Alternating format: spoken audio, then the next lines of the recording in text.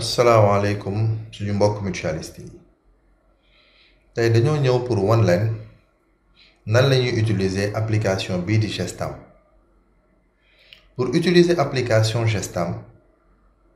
mutualiste bi dafa war a am internet ci machine am su amee internet dafay ubbi li ñuy wax navigateur yi du lenn lu dul page yi koy permettre mu dem ci site yi. mën na nekk Google Chrome mën na nekk Internet Explorer mën na nekk beneen xeetu navigateur.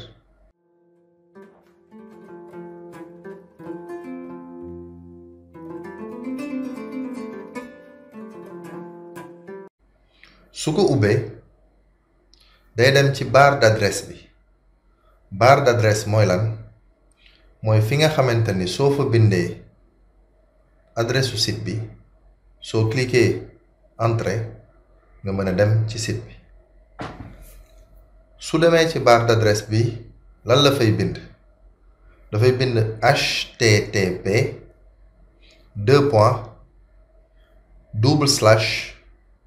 gestam.sigisemu.com wala mu bind fa https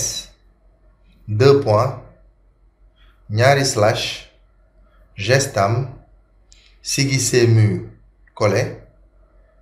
.sec.gouv.sn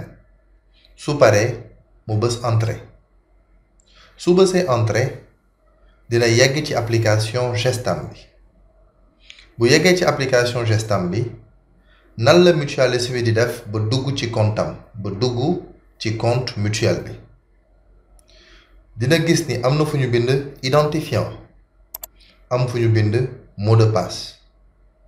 ci formation mutuelle yi dinañ jox mutuelle bu ne son identifiant jox ko tamit mot de passe bi donc mutualiste bi su bëggee dugg ci compte mutuel am dafay ñëw ci identifiant mu tapé identifiant biñ ko jox mu dem ci mot de passe tapé mot de passe biñ ko jox su paree mu cliquer ci bouton bu bleu bi nekk ci suuf se connecter mën a dugg ci application bi.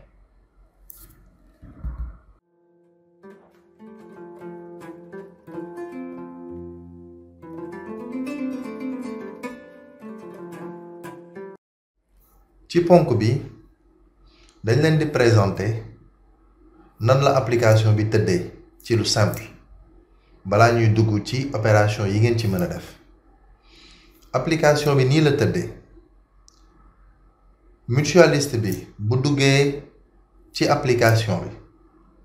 dina gis ni am na benn barre bu rouge bu ñu woowee haut de page foofu turu mutuelle bi lañ fa def pour mutualiste bi xam ne mi ngi ci biir compte mutuel am bu xoolee ci wàllu ndeyjooram ci kaw am na fu ñu bind Gestam mais ci suufu Gestam bi am na fu ñu def menu utilisateur pour paramétrage foofu ñi ngi fa bind accueil ñi ngi fa bind compte ci wetu compte bi ñi ngi fa def benn flèche soo cliquer ci flèche bi di nga gis fu ñu mën a changer paramètres yi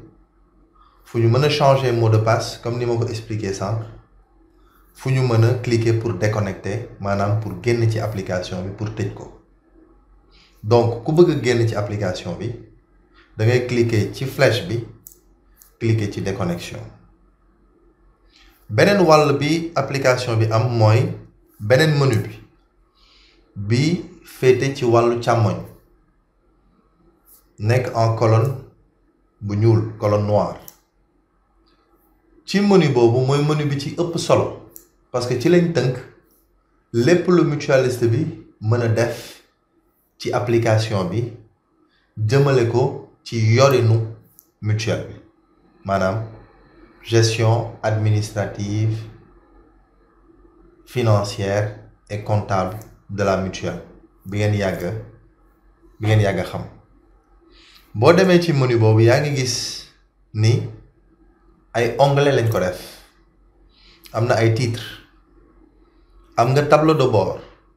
boo cliquer ci tableau de bord yaa ngi dem ci page boo xam ne dañ la fa tënkal ay indicateurs yu am solo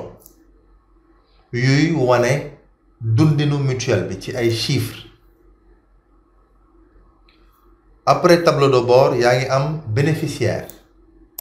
onglet bénéficiaire boobu ci lañ tënk bépp opération boo xam ne mi ngi jëm ci wàllu gestion des bénéficiaires ci mutuelle bi maanaam yan opération ngay def pour gérer say bénéficiaires dinañ ñëw ci opération bu ci ne benn par benn nan lañ koy defee ci biir application bi. Troisième onglet bi mooy prestation bépp opération ci wàllu prestation de soins maanaam faj bi ci onglet bii lañ ko tënk boo cliquer rek nga gis détail yu opération bi bii tamit dinañ ci ñëw benn par benn. Après prestation yaa ngi am comptabilité lu jëm ci wàllu yorinu xaalis bi fii tamit soo ca cliquer di nga gis yan opération la mutualiste bi mën a def ci biir gestam loo xam ne dafa jokkoo ci wàllu yorinu xaalisu mutuelle bi. Donc lii moo doon présentation bu ñu tënk rek pour permettre képp ku dugg ci gestam bi mu mën a comprendre li muy gis. bu loolu weesoo am na benn espace bu weex boobu moom la ñuy wax environnement de travail opération yi ngeen di def ci espace yu weex yooyu ngeen koy defee bu ñu demee ci opération bu ci nekk di nga gis ni écran de saisie bu ñëw wala lu ñu war a remplir